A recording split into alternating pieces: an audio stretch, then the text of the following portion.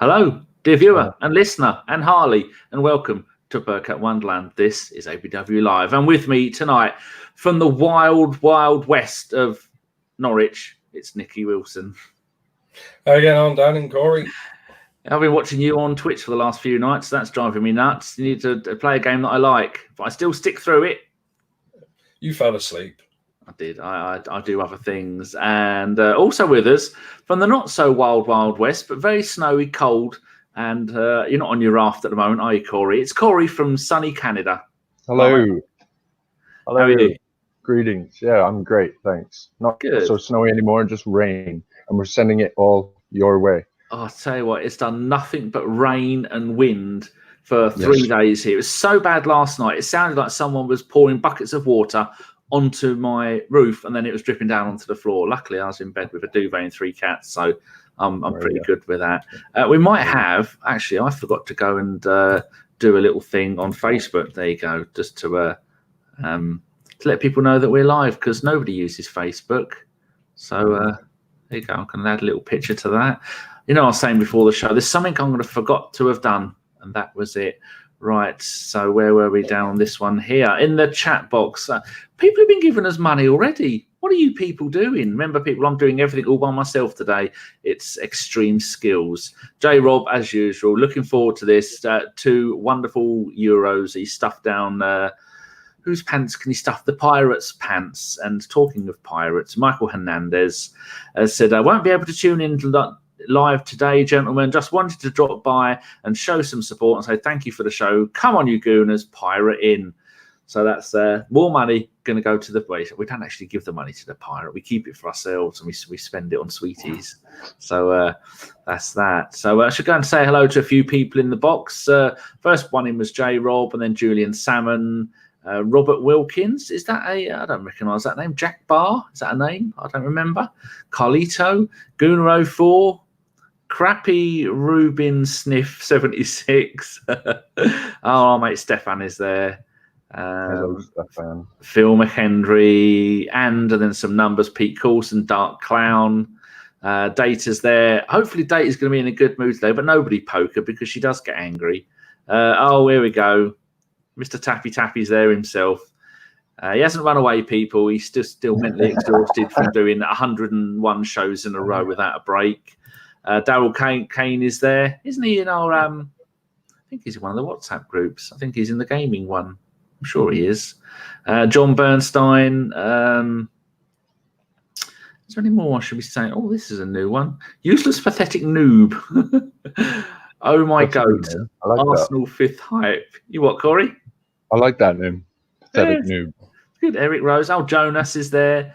David, Mr. Waffle is from your part of the world. He's from the US of A. David Michael. Oh, I was going to say David Mitchell. That would have been good. Who else is there? Didn't I just see... Alonso's there. Good. And Rudy. Right. I'm not Jason. That's it. I'm not going to spend an hour going through everyone's there. So we need to move on with the game. So where are my notes? Here we go. I'll start with you, Cory. Lineups. What did you think to the changes that Arteta has made? And do you think the training that we did in sunny Dubai for 2 weeks had any effect on who he decided to play? I was excited with the changes just because I'm always excited for something new and so on. It was adventurous. I could see the logic as well because...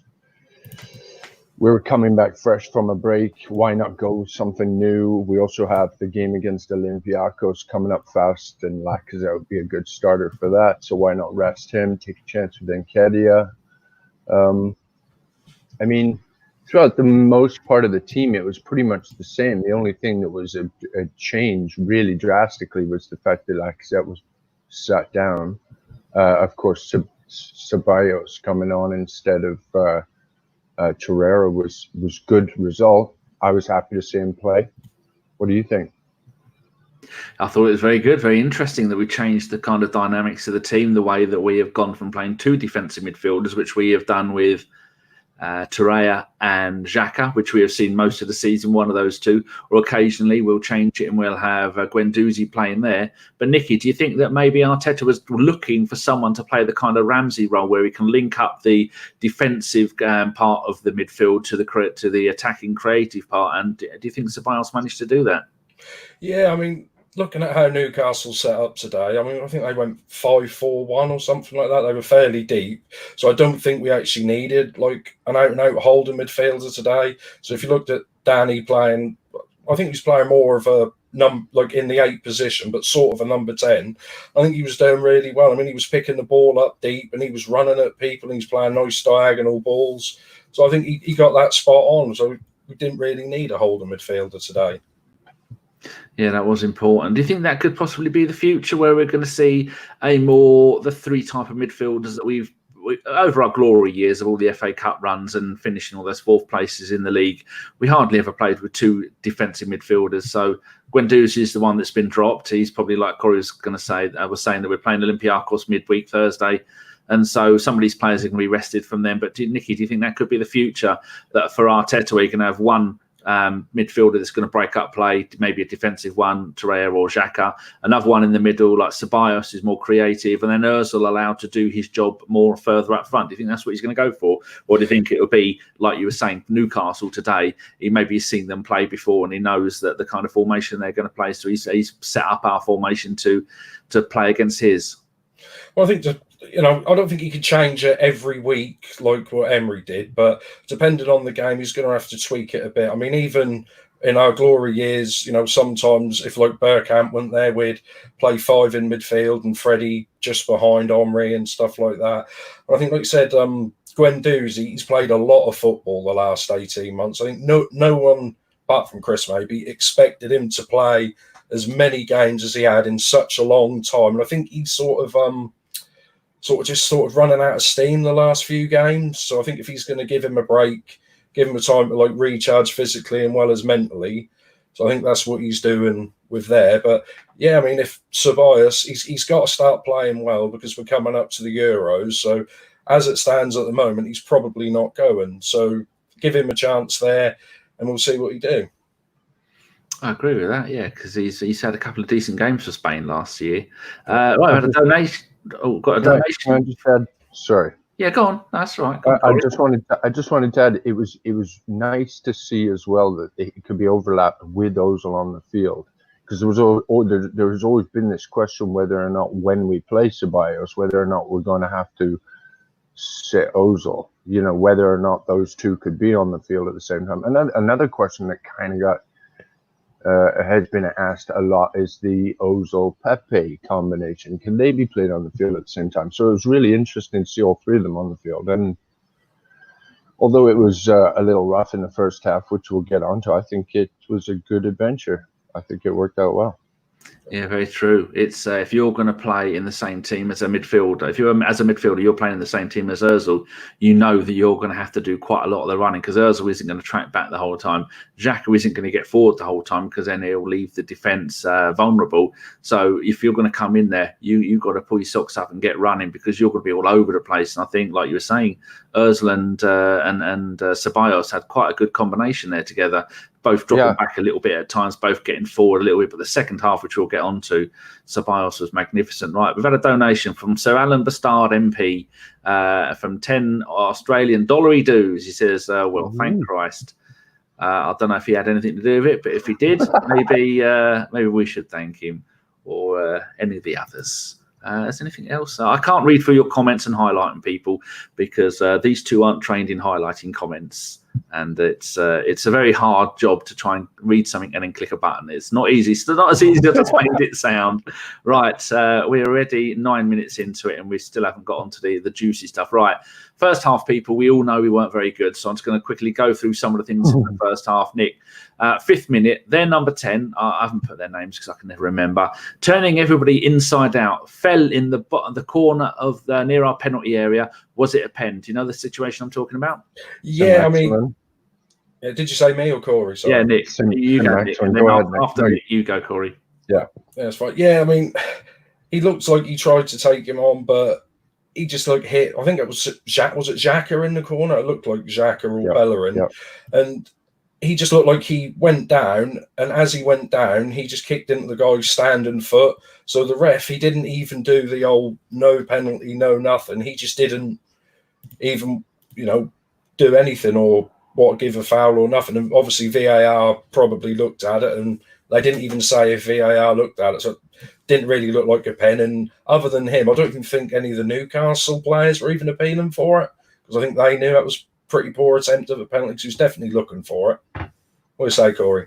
Yeah, you're spot on. Yeah, spot on. And spot on. Couldn't have said it any better. I mean, there was contact, but he dangled, as everyone does these days. He was looking for it. So, I mean, the only thing is, no matter which way it ended up, is Xhaka once again got himself in that situation. So, I mean, he was a little sketchy for the first 5 to 10 minutes. There was a few things he did that were a little, but hey, no penalty. Good. And like in NFL, when they're running and they're trying to get a touchdown, and then they get the ball and they're trying to creep over the line with their ball for maybe another down or whatever it's called.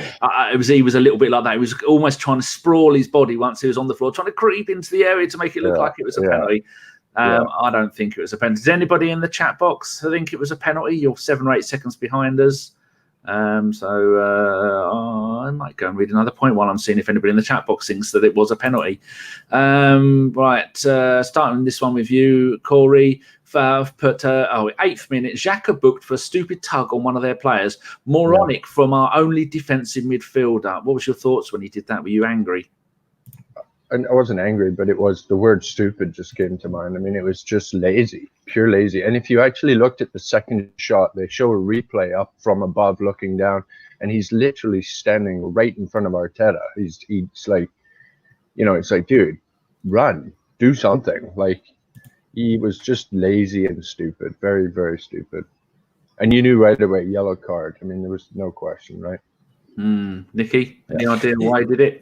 Well, he has had a bit of a reputation since he's been there. I mean, I remember them talking before he even moved about how many red cards and yellow cards he got in his last year in Germany. But he doesn't do himself a lot of favours, does he? I mean, the guy who he grabbed hold of, because you got to get touch tight, but you don't just pull him back, pull his shirt like he did, especially with the ref looking straight at him, and the ball wasn't even going that way. Even if he'd have let him go, there's nothing to run onto. And also, like, for the rest of the game, you could see he patted the ref on the back sarcastically after he booked him. So I was like, oh, don't do that, because obviously this ref doesn't like that. But then you could tell for quite a lot of the rest of the game, you could see he was swearing at the referee as well. So I was getting a bit worried he was just going to lose patience with him and send him off. But thankfully he didn't.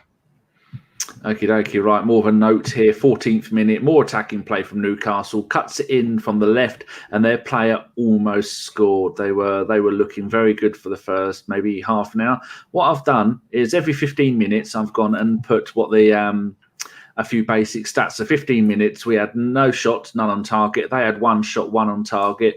Possession 67-33 to us. And shot and pass accuracy 90% to us, 79 to theirs. Now, I tweeted this and I said, as the game, by half time, I said, it's looking at the stats, it looks like as the game goes on, we're getting better and better. And come the second half, we were. So 20 minutes, Corey. Saka and Aubameyang into play, then out to Dani Ceballos, who goes and puts Alba through. But Saka steps in, gets the ball and curls it top right, but it goes wide. Great bit of play, wasn't it? Do you remember that bit of play? Yeah, I do. And if I remember right, when Ceballos put that ball in, the commentary was suggesting that really he was trying to go for where Xhaka would let it run. Because there was actually somebody else on the outside. I can't remember. Was it Ozil possibly, or Aubameyang maybe? I think it was.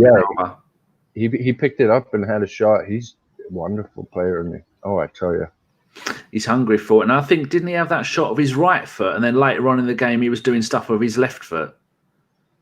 And the kid's amazing. Yeah, of course he is doing stuff with both feet, because he'll run down to the line and cross it in with his left foot, no problem. So yeah, and that's the danger with him. That's why they ties people or not. I mean, think about where he. Oh, we'll come on to it later. Yeah. Good. Right, point for you, Nicky. 23rd minute, Bellerin gets dispossessed. They have a run and a shot saved by Leno. From that, we then have a run with Pepe, who lays it off to Eddie, who couldn't get the ball to the ball in time. That was running down the right-hand side. And you see Eddie running, breathing out of his arse, flat out. But I think the ball from Pepe was had a little bit too much pace on it. I was going to say much juice on it. No, a sticky ball. No one wants sticky balls, do they? Yeah, juice works. Juice works. Yeah, Nicky, do you think that down the right-hand side that Pepe was having a good time with Eddie drifting in? Because quite a lot of the time Eddie was drifting back into central midfield as well, wasn't he? Yeah, Eddie was definitely. I think, especially in the first half, when Eddie was up front, he was just completely isolated, which is what we've had with Lacazette for a while. And when he had to come far too deep to try and influence the game. But obviously, as the game went on, we got a bit better. And I think he was really starting to link up well with Pepe. I think Pepe was probably our man of the match today. I mean, could be a few, but I think he did really well. I can't really remember the shot because I was thinking the one where he hit the bar, but that's the second half one. No, he didn't get the shot. Pepe put it down the right flank, and then Eddie tried to run onto it, but couldn't get to it in time. So their goalkeeper slid out and got it. And you're right, actually, because if you think about it, most of the game, the connections were between Nketiah and Pepe on the right. They were doing a cycle, and Xhaka and Aubameyang on the left. They were running a cycle, and then so you had Ozil and Ceballos drifting in behind, connecting and all. It was good. Right, here we go. 34th minute, Corey. That was 3 minutes of us putting the ball in the box, them clearing, us putting it in the box, them clearing, us putting it in again. It was the football equivalent of the okie kokie, wasn't it? One leg in, one leg out. That was, they were under a battering at that point during the game. Did you think, the worm has turned? We've now got the upper hand in this game. I was still a little. I mean, honestly, when the first half finished, I was fairly frustrated. But there were moments where we were looking good. I mean, honestly, the first half was terrible. We didn't really play that well. There was a lot of nerves going on. There was a lot of lack of flow in our play and so on. There was some sparks. Yeah, you're right. No, you're right. Now that I think about it. They seem to gather their momentum for the last 10 minutes, possibly. A lot of it was coming through that. This was just before Ozil gave the ball to Eddie, who spanks it at the keeper, and that was a good effort. That's right. Yeah, they were just building up to that point there. And then straight after that, 38th minute, we are now having pot shots from anywhere. Pepe had one, Alba had one, and Eddie had one. So it's good to see we're having shots, because that's been a problem in recent months, that we've been too scared to take shots at goal. And so it's nice to see, even if you're just testing the goalkeeper or keeping the goalkeeper on his toes, it's just nice to see. You never know. Remember when Xhaka used to do them from the halfway line and places like that, and occasionally not the halfway line, from about 2/3 up the pitch, and then often they would go in. So it's nice to see our players having shots at goal, isn't it? Thing is, Dan, is what's happening is a lot of these teams we're facing are collapsing their lines on us. So their midfield line is collapsing so deep onto the defensive line that we're moving the ball around, trying to get it into a position to get that shot off. But by the time you try and pull the trigger, someone's even if it's just a touch to deflect the ball off, then the shot isn't a shot, right? You kick at the ball, it's no longer there.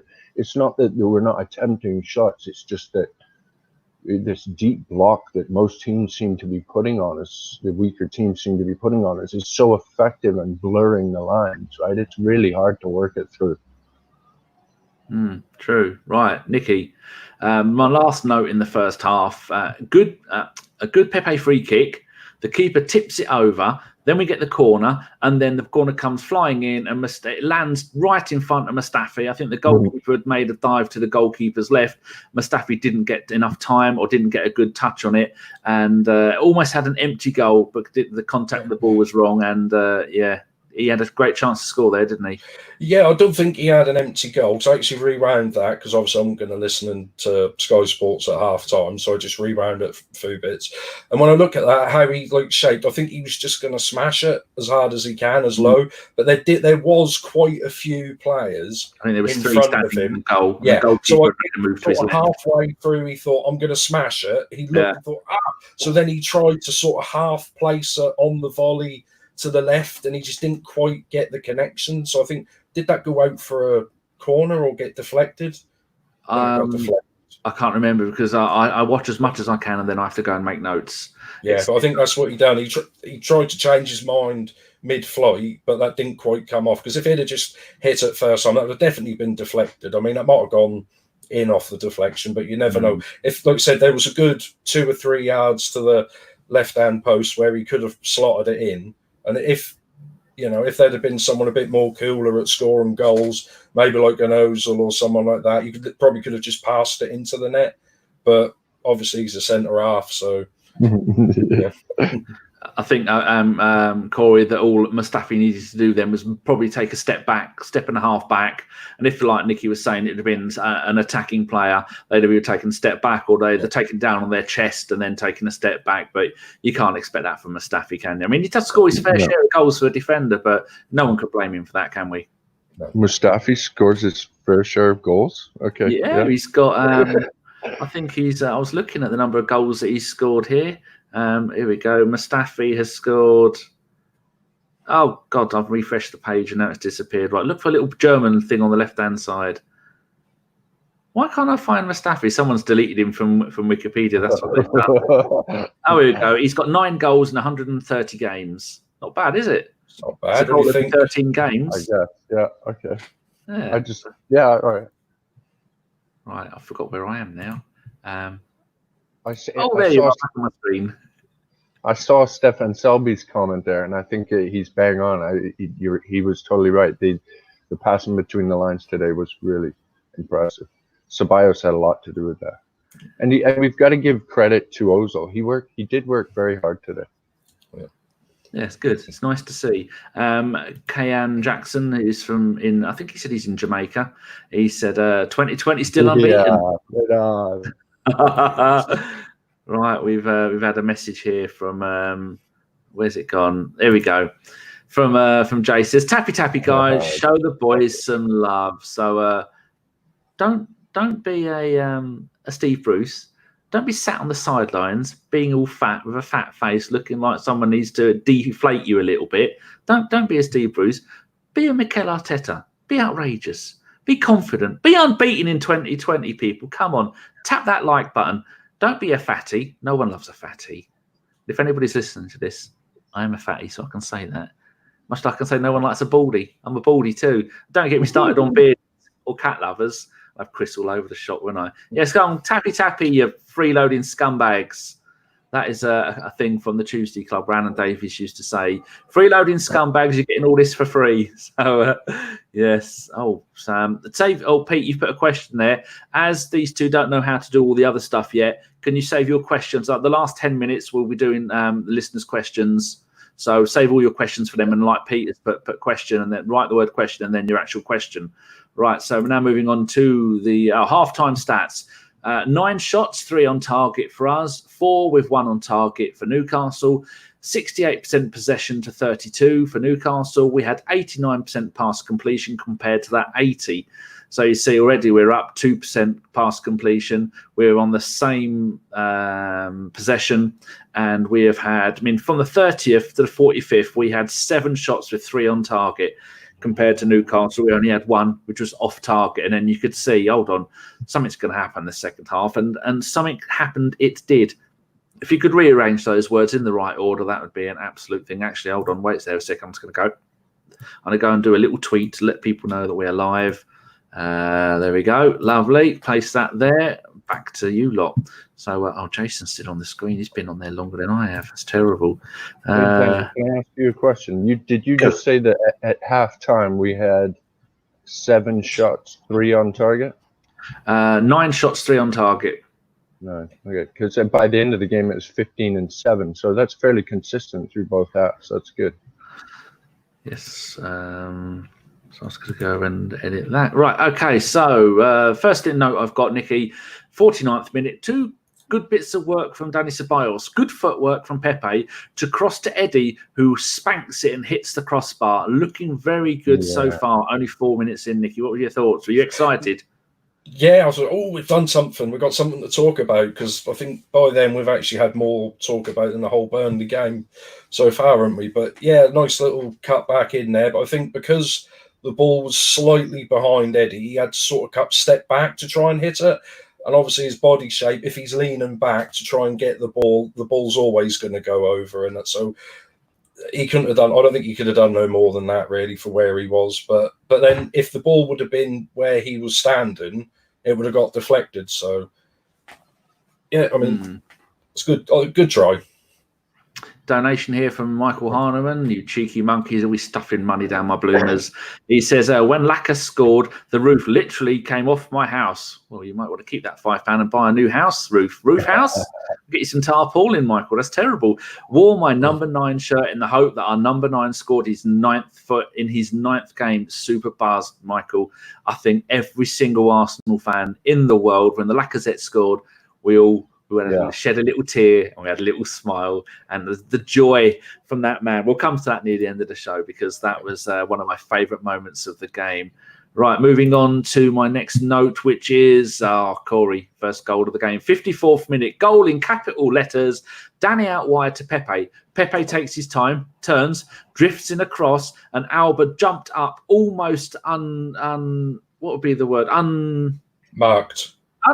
Thank you very much, Nick. That's why you're a pro and I'm not. Alba jumped up almost unmarked and nodded it in. We seem to be up for this half. What do you think? What was your thoughts of the goal, and what do you think of our performance already?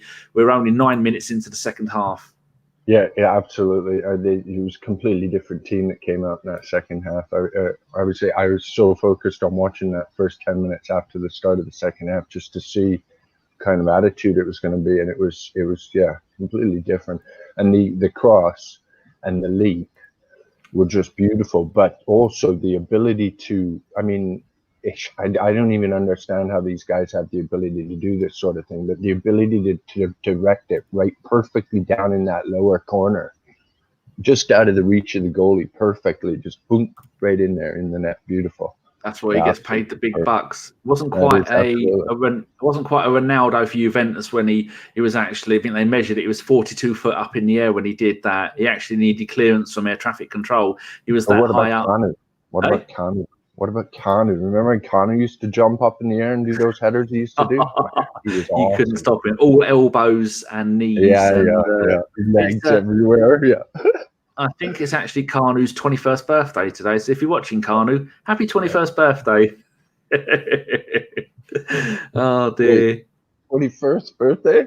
Well, you know, he's got one of them. It's one of them passports where we always think he can't be as old as he says he is. And it's a regular thing on Twitter. When it's his birthday, people put the wrong age. What a player he was, though. And then went on with Portsmouth to win the FA Cup. Very underrated player, that Kanu, from the corner flag against Chelsea. What a day. Okay, where are we going to go to now? We're going to go and... Nicky, you get the second goal. 56th minute, capital letters, goal.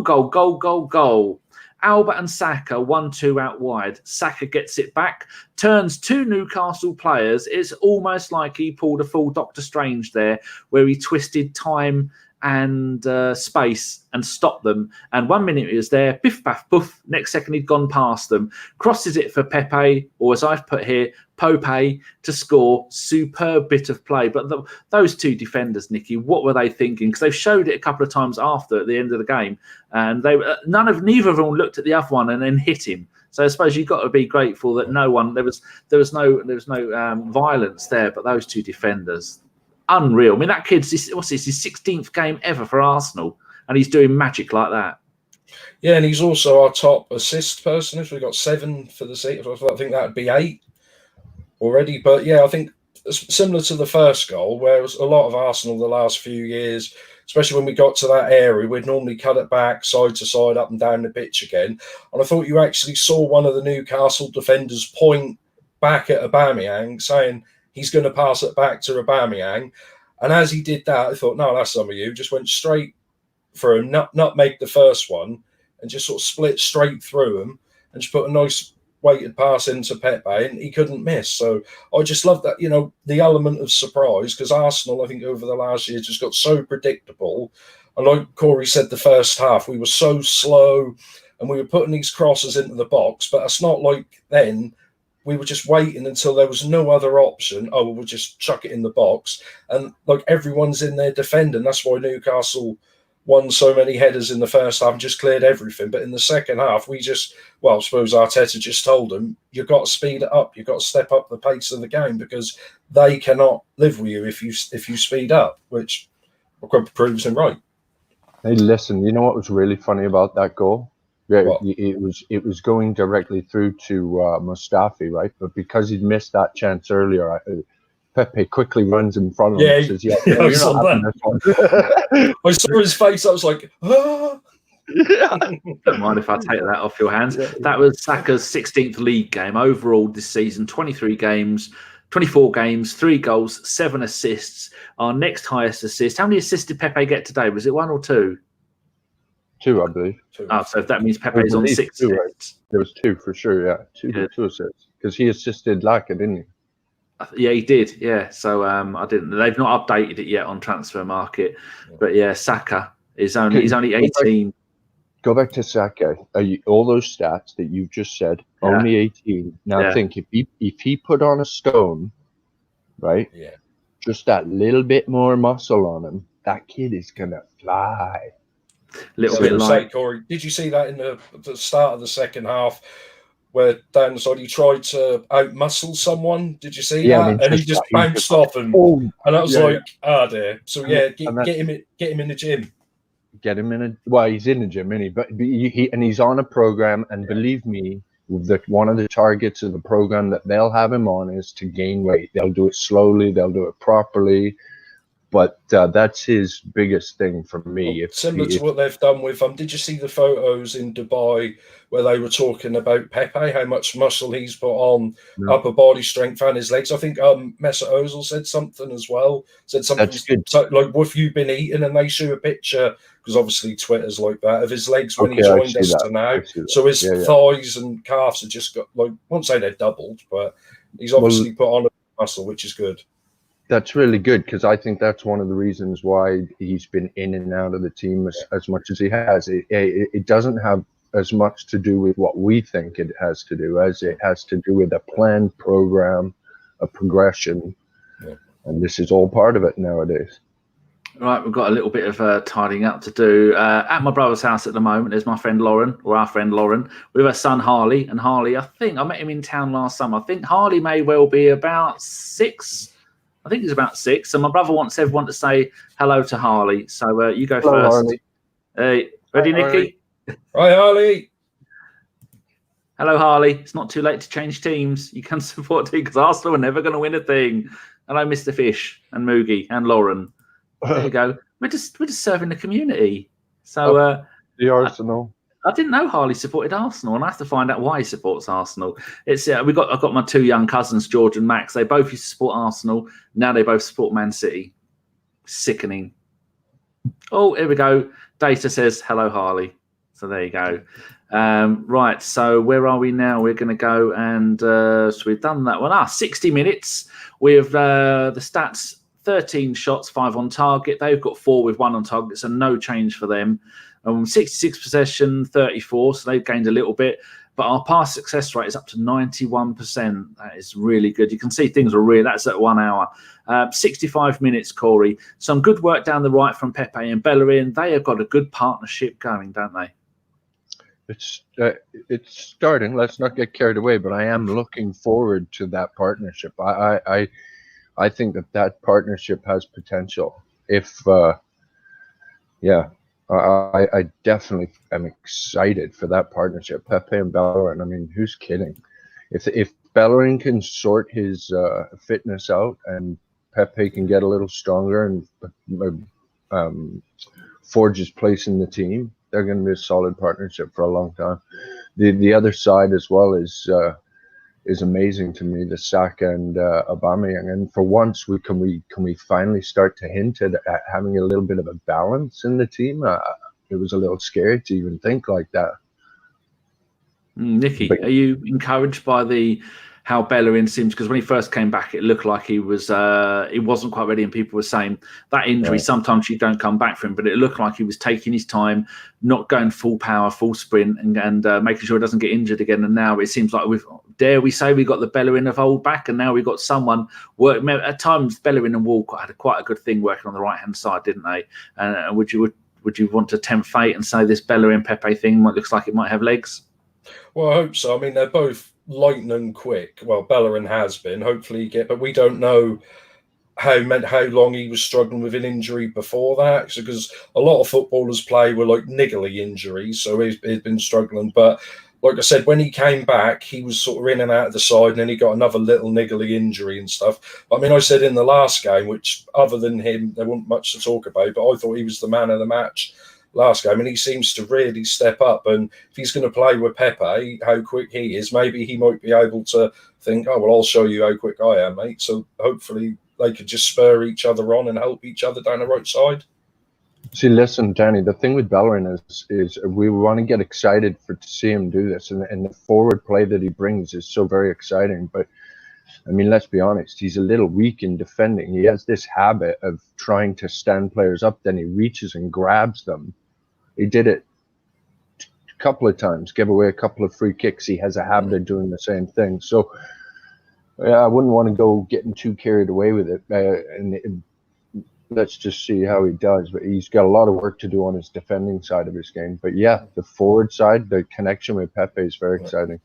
Good. In the podcast midweek, we should get into our fullbacks and who plays best with them. If we're going to be podcast this Tuesday, it won't be live because other podcasts are doing it. We don't want to step on their toes because they do theirs on a Tuesday. So I'm not sure who's going to be on it yet. So but that's some of the things we'll be covering. JB makes a good point here. He says we are now 6 points off the Champions League, and I haven't checked if he's been cheeky, whether he means we're 6 points off of fifth place. Or 6 points off of the fifth place because of the Man City thing. Has that been confirmed? No. So it ain't even been confirmed yet. So no, nothing has. They'll probably get away with it. I'm not too angry about the Man City thing because it stopped Liverpool winning trophies, hasn't it? So Man City can carry on for as far as I'm concerned because I'd rather Man City win 10 leagues in a row than Liverpool even win the League Cup. So right now we're going to move on to the next point, which is 72nd. We've gone from the 65th minute to the 72nd minute. Now, but things have gotten a bit quiet now. Corey, would you say that Newcastle had given up the fight or worn themselves out with all? Because it seems Newcastle were playing, like Nicky was saying, a 5-4-1 formation, and they get the ball, try and get us on the counter attack, and they were knackered. So 3/4 of the way through the game, they were knackered, weren't they?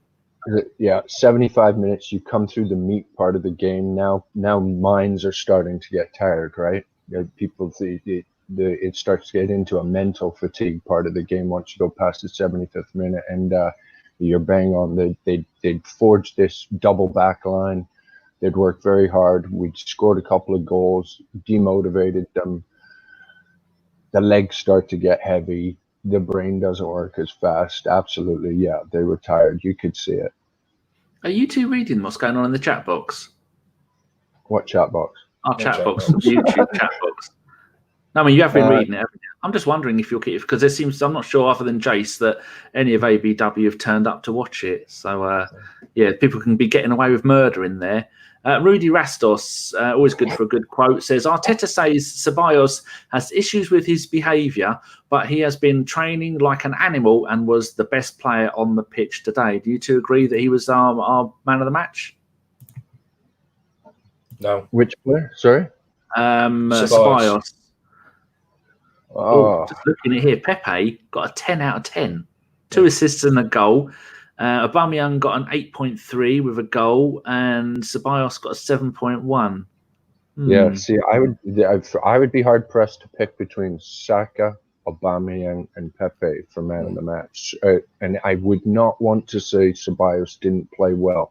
Yeah. So it sounds really brutal for me to say no to this question because Ceballos was excellent, but really honestly, it would, the man of the match could have gone between anybody, really. A lot of players.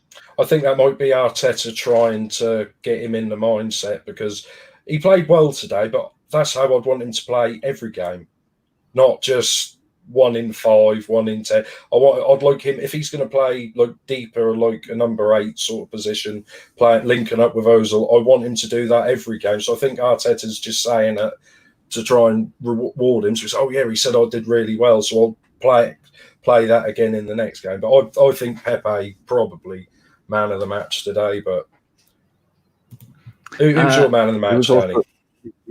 Yeah, I'm probably going to go with Pepe, partly because of the amount of grief that he gets, and he needs these really good games. But I mean, 2 assists and a goal, and the relationship he's got with Bellerin down that right hand side is amazing. Alonso asked, "What did Ozil get?" He got a 7.9 and his first goal in 10 months. So that's encouraging. Yeah, that was awesome. Good for him, mate. Yeah. Good to see. Jason's in there again. Oh, there is someone from ABW in the chat box, which is good. There's only 500 of us, and one of us has turned up. That's lovely to see. Shitbags. Yes, don't fuck around, or Jace will have you. Right. Saka. Thunder's put. Saka played well both halves and was our best player the first half by a mile. Yeah, it did seem quite a while for these new tactics and new things to try and start to work. Dan Wills says Saka by a long way. You know what? When he got hit, we talked about it earlier. That check that he received in the first half, where that guy knocked him over, that seemed to kind of wake him up. And he's totally right. He was our best player by a mile in the first half. JB makes a good point. Lacazette, 6 minutes, 1 assist, 1 goal. Yeah, that's really good. Hey, you may give Arteta a little credit, maybe. Yeah, that's what we haven't most of us been saying for ages. Stick him on the bench. That's it. That's what he needs to do. Stefan says Saka just makes things happen. Pete Coulson, Saka man of the match. 95 is bum licking Jason by saying hello, Mr. Davis. Don't be nice to him. 95. You can say what you want because he's not here to shout at you. The Saints are so happy for Laka. JB says Nketiah was poor. Well, it's his first start in the Premier League, isn't it? And I don't know, maybe Arteta was trying to we'll talk about more of this on the podcast because we've been going 41 minutes so far and we're going to get this done in an hour. Akash has said Welsh Justice has arrived. He's been here the whole time, Akash. He doesn't take any prisoners. Oh, Keith is asking, will Saka sign a new deal? We'll have to talk through that for the podcast. But quickly, do you both think, Corey, then Nick, do you think he's going to sign a new deal? Saka? Yeah. JP is putting Saka is on £2,800 a week. Yeah, he'll sign a new deal, and we'll give him a carton of sake for sure. Yeah, he's getting football. Sorry, Corey. No, you go on. Yeah, I'm saying he's playing football in the Premier League, and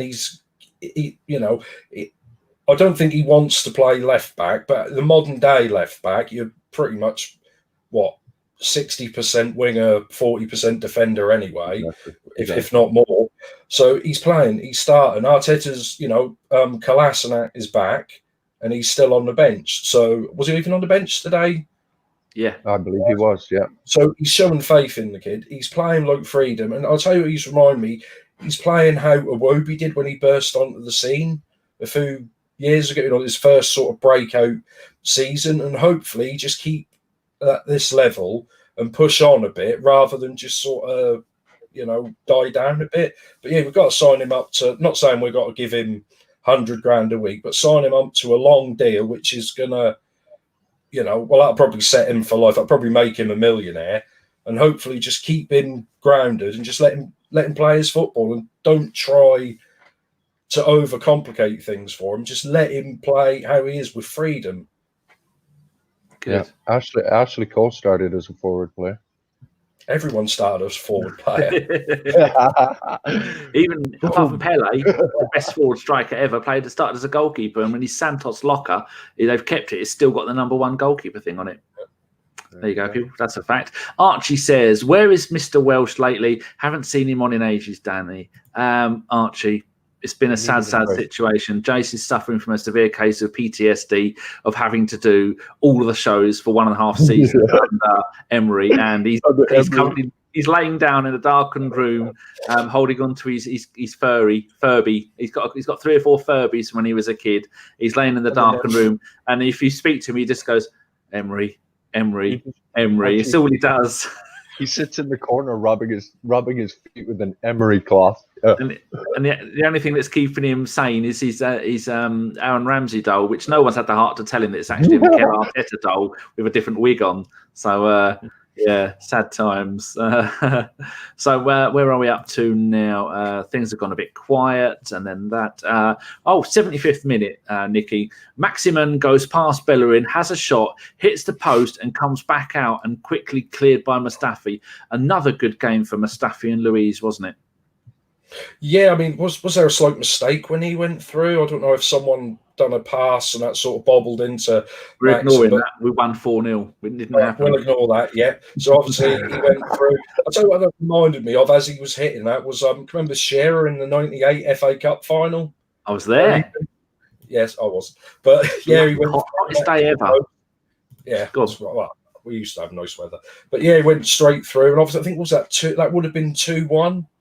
So I think that was after they made the subs. So obviously that's why I suppose it died down a bit because they were trying to change it. Said, right, well, we're 2-0 down. We can't hold on for a 0-0 draw when we're 2-0 down. So they brought the subs on and said, right, let's just gamble for 5-10 minutes because we're either going to lose this game by more goals or we're going to try and score and then possibly get an equaliser. And he probably should have scored, but obviously, we were lucky today that it come off the inside of the post and back out. So, yay. Stefan was at that final as well. It's I think the final was it was near the end of May because the last game of the season we beat Everton 4-0. And I went there with Sian. So Sian was in her mum's belly, and then but for the final she was so fat she couldn't waddle, and so I couldn't get in. Like the Champions League final, all my Arsenal supporting mates are. Actually, Harley might be watching. They're silly boys. For the Champions League final, I took an Everton fan, and for the 98 final, I took a West Ham fan because none of my Arsenal supporting mates would come with me because they're scumbags. So it was at the old Wembley. Yes, it was indeed. His beard was on point. I'm just reading the messages to myself. Here we go. Oh no, Archie has said, Jason, what's funny is I meant, John Welsh. If you go out, if you live anywhere near where John does in the kind of Stansted area, and you go out late at night and you see an orange glow, that's John Welsh's computer on fire. He's had 3 new motherboards. Every time he turns it on, something else goes wrong with it, and so he's now keeping himself warm by the nice warm glow of his burning PC that he built himself. That is a fire hazard. So yeah, his computer doesn't work. If anybody wants to buy him a new computer, send me $1,000 and I shall send him 300 quid for a new computer. So, here you go, Nicky. You're getting a little bit of love there from Thunder Road, our resident troll killer. He says, nice artwork behind you. Yeah, were their Resident Evil artwork I got at EGX in London. Was it November time as an artist? I think he's just copied what he'd done, but they're nice hand-drawn ones. You can't really see it. He signed it in gold pen. So I just saw them. So obviously I like my Resident Evil. So I thought, they're quite nice. And he looked a bit lonely sitting there because everyone was buying all those weird toys and stuff. I was like, they're nice. I like them. Get on with it. Get on with it. Oh God, they're talking rugby there. And stop talking rugby. I'll have to leave. So we're up to 47 minutes, and we are right. A few substitutions. 82nd minute, Ceballos off, Tierney on. Good, shutting down the game. Something we failed to do so many times in recent months. 85th minute, Eddie off, Lacazette on. I mean, what's Lacazette going to do with 5 minutes to go, people? Come on, absolutely ridiculous. For you, Corey, 89th minute, goal. First goal in 10 months for Mr. Mesut Ozil with a long run from our half. Passes it wide to Pepe. Pepe puts it into Lacazette, who gives it for Ozil for his first goal in 10 months. Wow. I mean, there's been goalkeepers that have scored more goals than him recently, and didn't the boy look happy? Oh yeah, and a bit scruffy goal too. So it wasn't. It was all that much better. That's for sure. It doesn't always have to be pretty, does it? No, for sure. Yeah. And like Lacazette, just like I say, you got to give Arteta a bit of credit. Sometimes even really good players can affect the game just coming on with a few minutes to go. That's why they're really good players. And the truth be told, he didn't. It's not like he stopped being a good player just because he's been going through a goal drought. That's part and parcel of the job we've asked him to do. Same. I would have a query with saying that Nketiah had a really bad game. He didn't play as well as we may have liked him to, but we're asking to do the job of Lacazette. So anyway, that's a different topic we'll talk about on the podcast. Agree, right. 90th minute, Ozil off, Willock on. 94th minute, Mr. Wilson. I was busy setting this up, messaging you lot, see if everything was right. 94th minute, goal, run down the right. Pepe passed it for Lacazette to tap it in. What can you add to that? Because I didn't really take much notice of it. Well, I mean, it wasn't a very cleanest of hit. If we look at it, he actually played it off his left foot. So I don't even know if he was aiming for that corner goal. But I just love the slow motion they show as he hit it and he saw the goalkeeper dive and that was in. That was just two hands up. And you could just see the relief on the boy. He was just like, and that's what people have said he need. He does put in so much effort, but he's not getting the chance to score many goals. But it just needed a scruffy goal to go. I mean, I know it didn't look scruffy, but that did come off his left foot, so he sort of chipped it up slightly. But hopefully now he's scored that goal. Like, that's one. And then all of a sudden, he'll score the next game. He'll have to, and then we'll forget. Floodgates. Yeah. Yeah, floodgates. You know what else I want to say as well is, so those two goals, think about it. The substitution came, which was for Lacazette came on. Lacazette helped create the goal.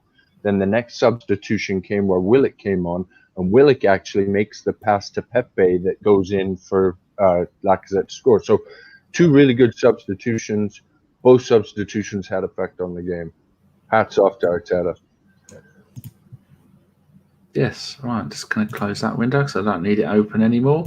Right, the plan for this was 50 minutes talking about the game and 10 minutes for questions. So people, if you can put the word, make my life easier if you don't mind. Put the word question and then put your question. If you can start doing them now, then we do the last 10 minutes of the show just doing your questions. And wouldn't it be a miracle if we actually get this all done on time? Right, the final stats of the game. 15 shots with 7 on target for us, 10 shots with 2 on target for Newcastle, 69%, 31% to us for possession, 91% pass completion rate for us, 81% for them.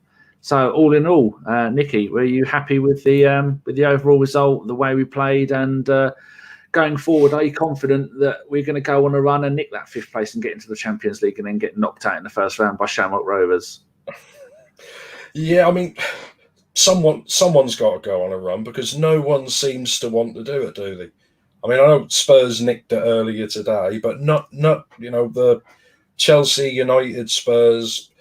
I don't want to disregard Sheffield United, but they will probably drop off. But if someone goes on a run like 4 or 5 games on a win, and they'll might not be in top, they'll be more than top 5. They'll be top 4. So, if we can, we've got to keep that level up from the second half, not the 20, 30 minutes from the first half. Because if we play like that against better sides, I mean, Newcastle ain't a bad side, but they have had quite a lot of injuries this year and got a fair few players out injured now. If we go to sleep, say when we play Liverpool for 20, 30 minutes, we could be 2-0 down, 2-3-0 down easily. So we've got to try and look at that and improve on the next game, work on it with Arteta and say, right, we've got to play like that the second half, but we've got to play like that from minute 1. Cory? Yeah, we have a nice run in as well, if you think about it, because I'm not exactly sure how it's going to work, but the Man City game that we play in the league coming up has been postponed. So the upcoming games we'll have is Everton, West Ham, Brighton, Southampton, Norwich. Let's just say that's the next 4 games with a Man City game in there that's going to be postponed. So there's a lot of points to be grabbed, and you're absolutely right. If we play at the level that we played at in the first half, we'll get demolished. But if the team showed up in the second half, I still see no reason why we can't hit that 5th place. And hell, let's see where the dice fall, right? Yeah, we've got a run of, like you were saying, but all competitions. We're Olympiacos. Then we've got 3 days until at home to Everton. Then we've got 4 days at home to Olympiacos. And then we've got February's got 28 days. So then we've got 3 days. We're away to Portsmouth. Then we have another 5 days. We're at home to West Ham. Then we've got a week, and then we are away at Brighton. And then Southampton, Norwich, Wolves, Leicester. I mean, Leicester are on their arse now. So, with that game being postponed, we've got, dare we say, a really good run. But at the moment, we're on a run of 8 games, 4 wins, 4 draws, and 1, 2, 3, 4 clean sheets. I mean, looking at where we were when Freddie, after Freddie's 6 games, did either of you think we would be in this position we're in now? No, nor did I. I thought we'd be closer to 20 points off the top 4. Right, we should get on and get some of these questions done that people have been kind enough to send us in. Right, first question from Carlito Elguna for you, Nick. How are we going to use Saka when Tierney comes back? If you can answer these as quick as possible. Well, I mean, from what I heard about Tierney, he's pretty much always got niggly injuries, so we might not get to use him anyway. But we'll have to. It's a good problem to have. So we'll either have to play him up front, play him on the left, and maybe play Aubameyang through the middle for some of those games. In the middle, you got it. That's and then we can bring Nketiah on, we could bring Lacazette on. It's always a good thing to have players back fighting for positions, because we don't want it to get set where everyone knows who's going to play week in, week out, whether they're playing badly or not. Which is what we got under the last few years of Arsene. Everyone knew they were going to play no matter how bad they done. So that's a good thing. Yeah, that's exactly what I would do. All right, question for Cory from the Saint. Is Ozil getting a reprieve?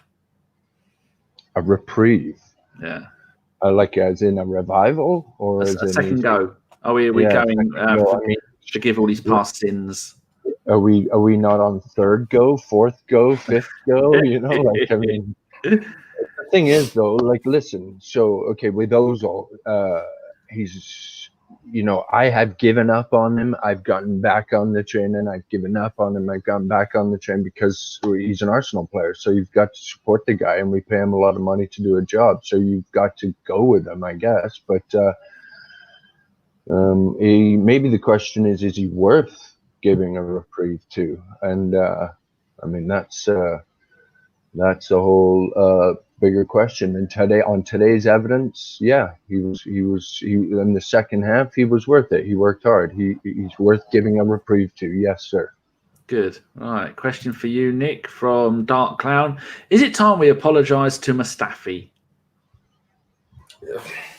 Yeah, he's made a few mistakes, obviously, over the years, but all of our players have made, every player's made a mistake. The only problem is, especially years ago, when we think of the back 4, that they played for like 15 seasons in a row, never conceded a goal.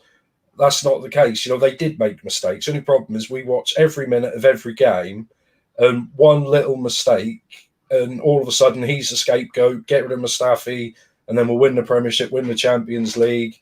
And, that doesn't happen, I think Mustafi, once he gets in a run of games, he gets into a partnership, which is what we've had for years. Like when we struggled last time with centre-halves, once we got Mertesacker and Koscielny playing together with Sanya, on the right, on the midfield and that, consistency, you get consistent performances if you've got a consistent backline. So if we were going to play Luiz and Mustafi for the rest of the season, I think everyone would forget any problems Mustafi made for a little while. Good. Archie's asked a question here about Caroline Flack, but that's not really something we should cover, although we are all on social media. But yeah, she was hard done by. And papers are scumbags. So there you go. Not sports papers, just showbiz. The showbiz element of papers. All they want is scandal. And it's very, very, very sad. I loved her on Strictly. All right, question for you, Cory, from Pete Colson. Are you getting twitchy about our invincible status? I am. Yeah, absolutely, man. Oh, God. But you know what? Being the romantic that I am, I guess I can see how it's going to come down to that home game at the Arsenal, man. You know, it's going to be us who's going to stop them, isn't it? That's going to be on already. It looks like the Saturday, the 2nd of May at 3:00. That game's going to be bloody moved, isn't it? A 3:00 kickoff on a Saturday. No chance. Yeah, they won't let us have that. They won't let us have Danny, remember, Danny, one of Mourinho's first season, they only lost one game all year, didn't he? Who was that to? I don't know, but I'm going to say us. Yep. Hey, excellent. So, God, they're going to spray paint that red if they win that, aren't they? To answer the question, though, yeah, absolutely. Wearing diapers all the time right now. Okay, Marcus Hodges, this is more of a statement than a question. Spurs are shit. No one disagrees with that. One for you, Nick, from Keith Mukindo. This is a question I think was on Elliot's podcast. Would you rather Liverpool lose a game or Arsenal qualify for the Champions League? Liverpool lose all day long, mate. Yep. We get into the Champions League, we'll just get spanked 5-0 by Bayern Munich again. Yeah. So Yeah. I'd give that up any day of the week to have them win it. But I mean, I remember I saw a thing on Sky a few weeks ago with Thierry Henry and Neville. This was what they filmed a couple of years ago. They were talking about that, and they were saying to Henry, "Oh, do you think anyone will ever do the Invincibles again?" And he said, "Yeah, they will." He said, "But whatever anyone say, we did it first." Indeed. Good enough. Right. Yeah, I agree with that. That's exactly what I'd want. I know we're losing out on, 50, 60, 70 million quid, but it'll be worth it because I don't want those scumbags being invincible. I mean, Preston did it first, didn't they? Yeah, that was only 12 games, and that was over 100 years ago. Well, if you're Preston fans, they never go on about it, do they? Like you would think. I don't know, though. Champions League, you know? Oh, guys. No, qualify for it, not win it. If that was win it, I'll take the Champions League win. But still, I know. I hear what you say, but even thinking about it just makes me want to be in the Champions League instead of the Europa League. But just think about the amount of money that we would need to be competitive in the Champions League with a squad that we've got. We're never going to get that money. And so, no, I'm not worried about it. Everyone knows my hatred of the Champions League, mainly because we're shit. And back in the day, if we were any good, I'd have said yes. But let's extend the question just a little bit more. Do we think that we're going to qualify for the Europa League straight up? Yeah, probably. I don't want to be in that either. Look at all the teams that have not been in it. That's not the argument I'm making, and I agree with you, Dan. But I think we will. Yeah. What about you, Nick? Yeah, you too. Yeah, I think I don't like the idea of saying, "Oh, we'll have a year out of Europe and win it." Because I know Chelsea did that, and then they won the league. Not saying we'd win the league, but they finished 10th, no European football, and then they won the league next year. But obviously, they got a new manager and spent like 200 million to win it. That may have helped a fraction compared to no European football. But yeah, I still think we'll end up finishing 6th. So wait, what if the question went, we qualify for the Champions League by winning the Europa Cup, and Liverpool would go undefeated? Which would you rather? I don't want to be undefeated at all. I don't want to do anything like that.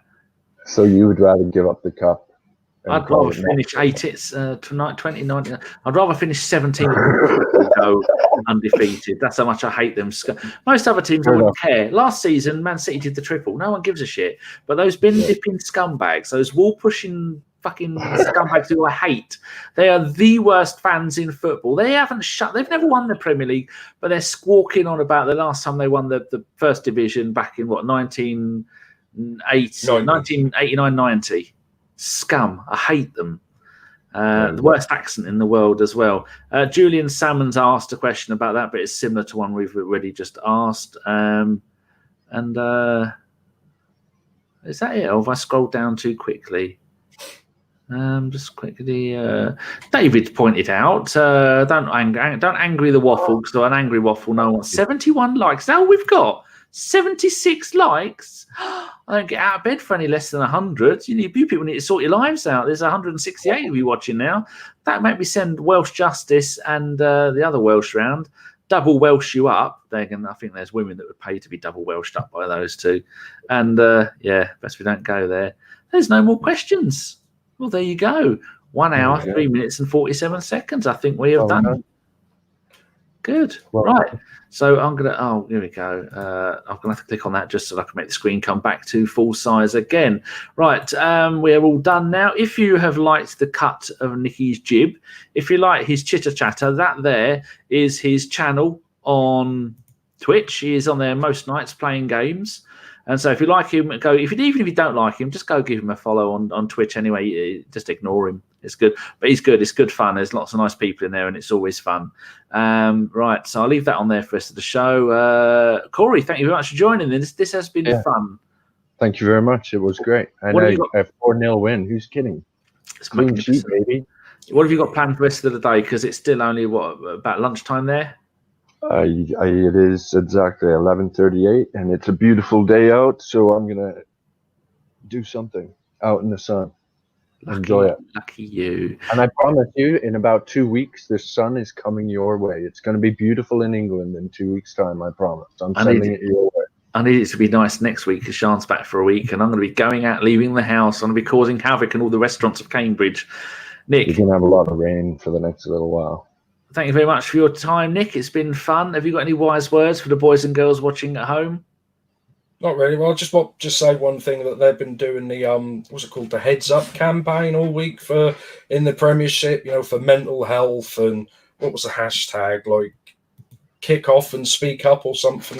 They were doing a few, which is it's a good thing to do. It's like if anyone's been struggling, like I have, is what the last year. A few people know that, but just to speak to anyone, even if you don't want to speak to friends and family, even someone on the internet, just to get the ball rolling and talk to people, that does help quite a lot, and that can give you, the courage to speak up and speak to doctors and get the help you need if you're struggling.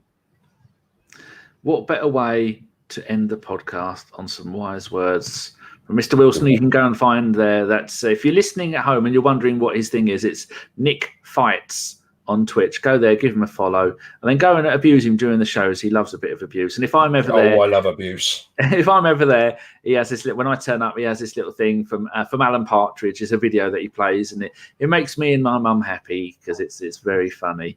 Stefan says thank you. Right, thank you very much, everybody, for watching. Stefan.